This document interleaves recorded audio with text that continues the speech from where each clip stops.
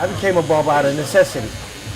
I got hit by a car 90 miles an hour, and I had called my cousin, who was a master barber. All right, come on, new roof. And I told him, I said, we're going to open up a barbershop together after I recovered from my accident.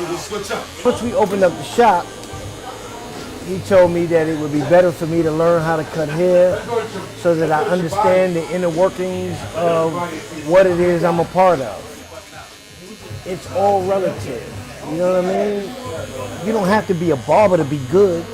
You can do what you do and be good, but know that there's somebody out there that cares.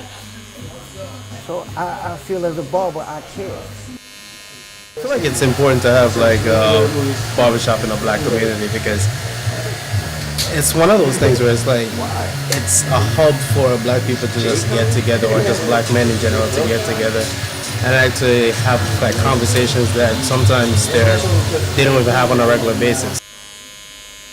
The goal has changed and evolved because I've evolved. Just going from having a barbershop to having a space that caters to men, women, professionals of all different walks of life, ethnicities, sexual orientations, that a place that people feel inclusive. And I wanted to be in a profession where I could add value to people's lives. Here's another reason why barbers are important, which goes back to this mirror thing, where you actually pause and give yourself time and space.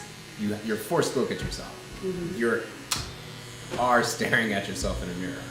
Not only that, but it's like I'm having these conversations and I'm like discussing things that like about what's going on in my week, but at the same time I'm asking questions of like, yo, what's going on in your week? So it's not a one-way street. It's like it's more so like a duality of like two conversations or two people having conversations. Business you go to, it doesn't matter what business, but you can have negative energy, negative conversations, but here it's always positive and it makes you feel, you leave empowered.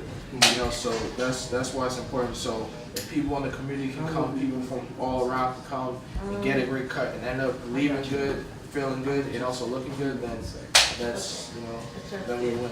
The last thing you want is to come get a haircut and have to put on a mask and put up a pretense. And I also want to educate groomers and encourage groomers to not only read, but take different courses in psychology. Critical thinking skills that would allow them to identify a lot of issues that people may be battling even in our community, especially issues like depression. Hey, so I'm Lorenzo Lewis from Little Rock, Arkansas, and I run an organization called the Confess Project. And what I do is to have a conversation with barbershops, and particularly men of color, about mental health awareness. Storytelling is a good part of getting that message started. You know, getting that message started, telling my journey to wellness and my journey of depression. I was born in a prison. Throughout my youth, I struggled a lot with identity. I struggled with depression, and I struggled with loneliness and feeling like that I was in this world alone, and that I had to take on the weight of the world, as a lot of young men feel. I grew up in a barbershop. I remember the interaction was always relaxed, and it was a comforting place.